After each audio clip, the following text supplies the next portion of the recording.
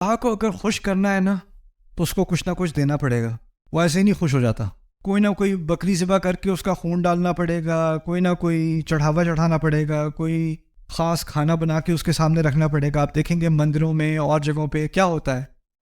फिर उसके बाद शुरू से ही हमारे किए बगैर हमें दिया जा रहा है, दिया जा रहा है, दिया जा रहा है, दिया जा रहा है। तो हमें कुछ शर्म आई और हमने कहा मेरे रब हम क्या करें, आपने इतना कुछ कर दिया, अब हमसे भी तो कुछ करवा लें। हमारे नाम क्या खिदमत है और वो क्या है, एक दिना, एक दिना।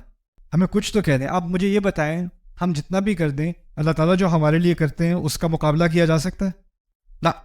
तो ये एहदिना में भी जो अल्लाह ताला जो हम हिदायत मांग रहे हैं ना, वो असल में अल्लाह ताला को पहचानने के बाद कम से कम हमारे रब हम इस बात का इतराफ़ करते हैं कि हम आपका कभी हक तो अदा कर नहीं सकते, लेकिन अगर कोई छोटी मोटी ऐसी चीज़ है जो हम अगर पूरी कर दें तो आप हमसे राज़ी हो जाएं।